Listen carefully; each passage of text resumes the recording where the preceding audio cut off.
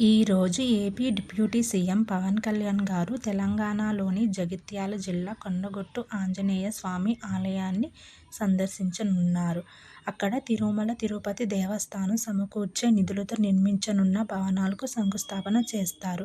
గత ఎన్నికల్లో విజయం సాధించాక ఆ ఆలయాన్ని సందర్శించి మొక్కులు తీర్చుకున్నారు.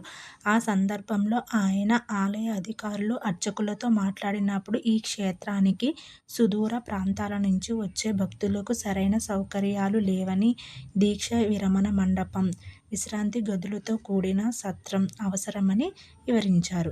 ఆలయ అభివృద్ధికి సహకరించాలని కోరారు. తిరుమల తిరుపతి దేవస్థానం నిధులతో ఈ పనులు చేపట్టేందుకు పవన్ కళ్యాణ్ ప్రతిపాదించారు. ముఖ్యమంత్రి చంద్రబాబు నాయుడు గారి దృష్టికి తీసుకెళ్లగా ఆయన సానుకూలంగా స్పందించారు.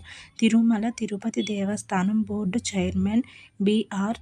నాయుడుతోనూ పవన్ కళ్యాణ్ చర్చించారు. దీంతో తిరుమల తిరుపతి బోర్డు 35 కోట్లు మంజూరు చేసేందుకు ఆమోదం తెలిపింది.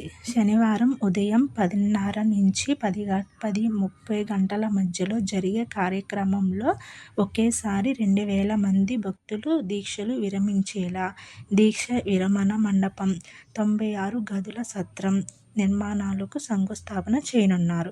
ఈ కార్యక్రమంలో Tirumala Tirupati Devasthanam chairman B R. Naidu, AP MLC P. Hariprasad, MLA Medipalli Satyam, Tirumala Tirupati Devasthanam board సభ్యులు బి. మహేందర్ రెడ్డి, ఎన్.